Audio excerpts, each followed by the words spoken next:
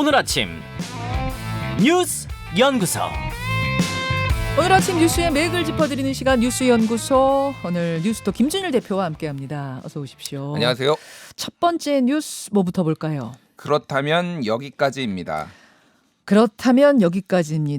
어제 오후 8시쯤에 이준석 대표의 SNS가 정치권에 엄청난 파장을 일으켰습니다. 예. 웃는 이모티콘과 함께 그렇다면 여기까지입니다. 이렇게 이제 올린 거예요. 네. 그리고 1시간 뒤 9시쯤이죠. 그때는 웃는 이모티콘과 함께 영어 소문자 P를 올렸어요. 이게 P가 뭐냐면은 엄지척을 거꾸로 한 겁니다.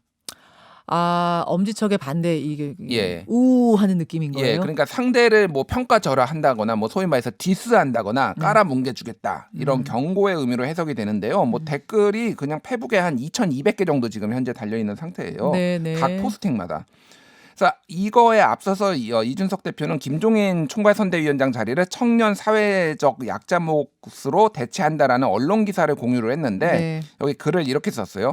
익명 인터뷰하고 다니는 그분이 이제 대놓고 공작질을 하고 다닌다 하면서 강하게 비판을 했고요. 김종인 선대위원장 자리 김종인 위원장 위에서 비워놓지 않고 청년 사회적 약자 몫으로 대체한다는 익명 인터뷰. 예. 이거를 강하게 비판하는 포스팅이 있었다는 얘기죠. 그렇죠. 이 대표의. 그리고 그 앞에는 이제 후보 일정이 제대로 공유되지 않는다라는 취지의 이제 글을 또 썼었죠. 예. 이런 일련의 흐름을 볼 때 김종인 영입을 놓고 윤석열 후보 측 그리고 이준석 대표가 강하게 부딪히는 상황이다 이렇게 볼 수가 있을 것 같아요.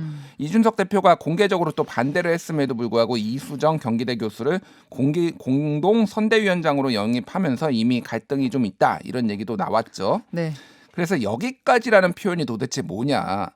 그러니까 이제 뭐 여러 가지로 이제 해석이 돼요. 일단은 김종인 영입을 위한 노력을 그만두겠다. 또 하나는 윤 캠프를 위한 자신의 노력을 멈추겠다. 아니면은 당대표직이나 선대위원장직 혹은 뭐 홍보미디어 본부장직을 내려놓겠다. 뭐 이렇게 지금 다갈래로 지금 해석이 되고 있는데 그래서요. 어제 저게 나온 다음에 해석이 분분했잖아요. 지금 김준일 대표가 얘기해 주신 그 세 가지가 다 돌았어요. 그중에서도 사퇴설이 굉장히 유력하게 돌았단 말입니다. 저희가 전화를 돌리지 않았겠습니까? 부지런히 돌렸는데 오늘 아침까지도 일단 아무의 전화도 안 받는 상황. 뭐 아무인지는 모르겠습니다. 최소한 취재진의 전화는 안 받는 상황이죠. 예, 그러니까 뭐 전화기가 꺼져 있다라고 하는데 자동으로 이제 연결이 돼서 다른 쪽으로 넘어간다고 합니다. 그런데 지금 어쨌든 모든 언론이 계속 얼마나 전화를 했겠습니까? 네네. 근데 아무도 지금 확인이 안 되는 상황이에요. 그러니까 오늘 이제 이거를 설명을 하겠다라고 이제 그 관계자가 얘기를 했다라고 하는데 오늘 어떤 내용이 와야 될지 좀 봐야 될 것 같고요. 어제 하루 종일 그러니까 좀 급박하게 돌아간 것 같아요. 일단 윤석열 후보는 독자 행보에 나설 것을 좀 분명히 하는 분위기 아니에요? 그렇죠. 그래서 어제 이제 충청도에 가서 충청의 아들이다 뭐 이렇게 윤석열 후보가 얘기를 했는데 여기에서 그 이제 그 뭐 성렬이 형과 함께 이런 토크 콘서트 같은 게 있었어요. 예. 여기에서 이제 그 참여자가 이런 질문을 했습니다. 예, 경선에 통과하고 나서 자칭 킹메이커에게 휘둘리고 심리게임을 벌이고 시간을 허비해 정치에 환멸을 느끼게 했다라고 이게 비판을 하니까 거기에 대해서 킹메이커는 국민이다. 또 2030 여러분이 킹메이커다. 여러분의 확고한 지지를 부탁드린다라고 얘기를 했어요. 그러니까 뭐 어찌됐든 김종인 전 비대위원장이 킹메이커로 이제 알려졌고 이 질문자도 그렇게 이름은 얘기 안 했지만 그렇게 얘기한 거잖아요. 네. 근데 킹메이커는 국민이라고 한 거는 김종인 영입 안 하겠다라는 해석으로 이제 들리고 아까 전에 그런 기사도 일련의 기사들도 있고 그렇다 보니까 이거에 대해서 좀 이준석 대표가 강하게 반발을 한 것 아니냐. 근데 그 질문은 답을 그렇게 할 수밖에 없을 것 같은데요. 원론적인 답변처럼 보이기는도 합니다만 이제 그 답변 하나만 가지고 지금 이런 얘기를 하는 건 아니고 어제 전체적인 행보들 충청을 가면서 이준석 대표도 함께한다고 발표를 했는데 알고 보니 이준석 대표는 그 일정을 전혀 모르고 있었다든지 예. 여러 가지 이준석 패싱의 징후들이 보였기 때문에 이제 두루두루 종합해서 그렇게 판단하시는 거죠. 그렇죠. 독자 행보. 앞서서도 이제 이수정 교수 반대, 뭐 이제 반대도 할 수가 있고 찬성도 할 수가 있고 영입이 될 수도 있고 안 될 수도 있는데 그거에 대해서 얼마나 수기 과정, 토론 과정이 있었냐라는 건데 이준석 대표 얘기를 보면은 그냥 이준석 대표의 의사를 거의 캠프가 묻지 않았다라는 거잖아요. 지금 그러면은 그런 부분들이 좀 패싱으로 읽혀질 수밖에 없는 거죠. 그래서 상당히 지금 이게 좀 오래 갈 수도 있겠다라고 보입니다. 윤석열 후보가 독자 행보에 나섰다. 김종인 위원장 영입에 더 이상 공을 들이지 않는다. 이런 분위기로 가면 이제 그 다음에 우리가 봐야 될 부분은 관전 포인트는 중도층이 과연 이탈하느냐, 혹은 상관없이 흔들림 없이 윤석열 후보가 지지율을 유지하느냐, 이 부분이 관전 포인트겠네요. 그렇죠. 그러니까 지지율이 만약에 떨어진다라고 하면은 다시 캠프 내에서도 좀 그러니까 김종인 영입설을 주장하는 분들의 힘이 좀 더 실릴 테고 지지율 계속 잘 나간다라고 하면은 굳이 뭐 필요한가라고 하면서 그냥 독자 행보에 좀 더 힘이 실릴 전망입니다. 자, 이런 상황 속에서 어제 국민의힘 공동선대위원장에 합류한 영입된 이수정 교수를 2부에 만나겠습니다. 스튜디오로 나오시거든요. 뭐 이런저런 이야기들, 합류 결심하게 된 계기. 또 1년 전에 저랑 인터뷰할 때 정치 안 한다 그러셨거든요. 이번 참여는 어떤 의미인가 등등등 제가 아주 직접적으로 질문 드려보겠습니다. 그 다음으로 가죠. 구피는 이재명. 민주당 얘기군요. 예. 이재명 더불어민주당 대선 후보의 정책적 유연함이 연일 눈에 띄고 있는데요. 어제 오전에 광주의 선대위에서는 윤석열 후보가 제안한 소상공인 손실보상금 50조 원 지원 공약을 이 후보가 받았습니다. 이 후보는 필요하면 과감하게 양보하고 타협하겠다. 저의 신념인 전국민 재난지원금을 양보한 것처럼 허송세월하고 논쟁에 빠지기보다는 국민 삶을 한두 개라도 개선하겠다라고 하면서 50조 원 내년 예산에 편성하자 여야가 합의해서 윤석열 후보 공약 내가 받겠다. 예, 같이 하자 이렇게 얘기를 했습니다. 어제 오후에는 채널 A와 이제 인터뷰를 했는데 핵심 공약인 국토보유세 철회할 수도 있다 이렇게 얘기를 했어요. 그러니까 90% 이상의 국민은 내는 것보다 받는 것이 많기 때문에 국토보유세는 분배 정책에 가깝기는 한데 증세를 국민들이 반대하면 실행할 수 없다. 그러면서 뭐 미룰 수 있다 이렇게 얘기를 했어요. 이 국토보유세는 그러니까 땅 가진 사람들한테 다 걷어가지고 그걸로 기본소득 주겠다라는 구상이었던 거잖아요. 그렇죠. 그거 안 하겠다 철회했어요. 그럼 그 기본소득도 자연스럽게 밀릴 수가 있는 거죠. 그러면은 그러니까 핵심 공약들에 대해서 전부 다 굽히거나 뭐 미루거나 이렇게 한다라는 거는 정책적으로 상당히 지금 유연하다라고 이제 볼 수가 있는 거예요.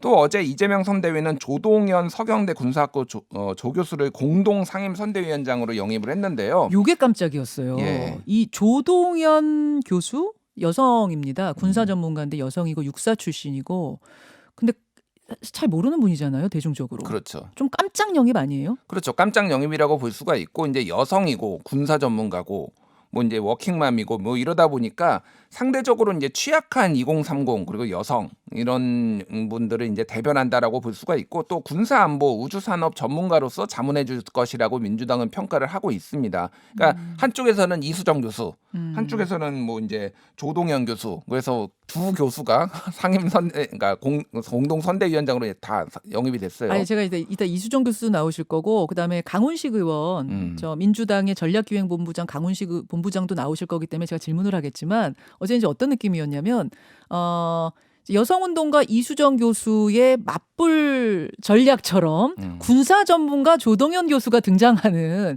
약간 이런 모양, 이런 그림 같은 것들이 어제 비교되면서 좀 돌아다녔거든요. 그렇죠. 예. 뭐 페이스북에도 공유한 분도 있고 그러는데 뭐 어느 분이 뛰어나고 못하고 그런 문제는 아니고 굉장히 양쪽이 어쨌든 어떤 거를 지금 공략하고 있는지 집중적으로 구애하고 있는지를 볼 수가 있었습니다. 한편 어제 오후에 손학규 전 바른미래당 대표가 대선 출마를 선언을 했는데요. 네.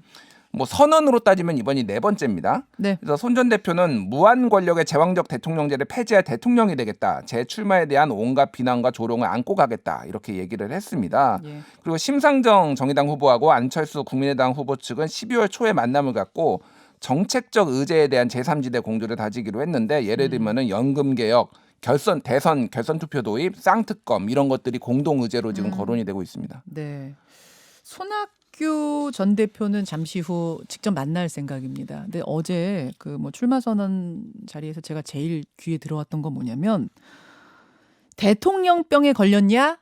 미쳤냐? 이런 얘기가 듣더라도 이런 야유가 쏟아지더라도 난 다 감수하겠습니다. 그럼에도 불구하고 나는 나와야 했습니다. 이 부분이 굉장히 들렸어요. 실제로 갑자기 이분이 왜 이런 시선들이 있긴 있었잖아요. 궁금하지 않으세요? 궁금하기도 하고 사실 또 하나 궁금했던 게 그 손학규 징크스 손학규 대표가 발표만 하면은 뭐가 터져서 북한이 뭐 핵실험하고 막 이런 게 어제 없었더라고요. 그래서 큰 뉴스. 끝난 거냐 이거 손학규 징크스 끝난 건가 이거 궁금하더라고요 이것도. 예, 손학규 전 대표 잠시 후에 스튜디오로 직접 모시겠습니다. 다음으로 가죠. 오미크론 오해. 오미크론 코로나19 변이 바이러스 지금 전 세계를 공포로 몰아넣고 있는데 오해라는 건 무슨 말씀이세요? 그러니까 오미크론이 이제 크게 확산이 되면서 지금 새로운 그 진단법 PCR 검사법이 필요하다는 의견이 제시가 됐어요. 예, 예. 그러니까 지금 변이가 굉장히 심하면은 지금 현행 PCR 검사나 신속 항원 검사 키트로는 확인이 어렵다라는 의견이 제시가 됐는데요. 어제 방역 당국이 이제 기자들 상대로 브리핑을 했는데 네. 진단과 검출은 다르다 일단. 그리고 오미크론 바이러스에 감염됐더라도 현행 PCR 검사로는 확진 여부를 확인할 수는 있다라고 한 거예요. 그러니까 한마디로 하면 코로나에 걸린 거는 확인할 수 있는데 이게 오미크론인지 델타 변인지 여부는 검사를 하려면 시간이 좀 걸린대요. 그러니까 이제 진단은 할 수 있고 이거를 검출하는 거는 좀 다른 문제인데 진단은 문제 없다라고 이제 밝혔어요. 그거 원래 델타 변이도 그랬잖아요. 예. PCR 진단은 진단대로 하고 그다음에 이게 어떤 변이에 의한 건지 아닌 건지는 따로 또 검사를 해야 되는 분석해야 되는 그 얘기인 거군요. 근데 그게 굉장히 오래 걸리는데 현행 방법으로는 그래서 네. 새로운 방법을 타겟 유전체 분석법을 개발할 건데 한 달 정도 걸린다고 합니다. 네. 그리고 오미크론 위험도 같은 경우에는 지금 계속 얘기가 나오고 있는데 일단은 가장 확산도가 가장 빠른 것에 대해서는 대체적으로 전문가들 의견이 일치하고 있어요.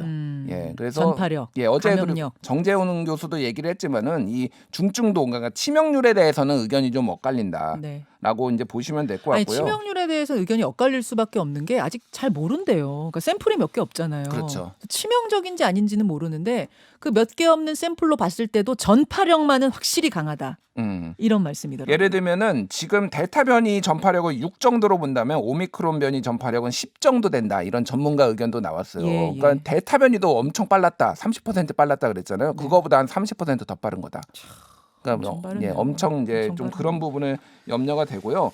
어제 문재인 대통령이 코로나19 대응 특별 방역점검 회의에서 일상회복 2단계 전환을 유보하고 앞으로 4주간 특별 방역 대책을 시행하겠다라고 얘기를 했습니다. 자, 여기서부터 여러분 잘 들으셔야 됩니다. 이제 오미크론은 오미크론이고 당장 우리 확진자 수가 굉장히 많이 늘어났는데 2단계 위드 코로나 2단계로 갈 것이냐 말 것이냐 뭐 긴급 멈춤 할 것이냐 말 것이냐 그거 어제 정한다 그랬잖아요. 예. 결과들 한번 쭉 발표해 주십시오. 예. 일단은 뭐 전과 같은 사회적 거리 두기로는 돌아가지 않을 것임을 좀 분명히 했어요.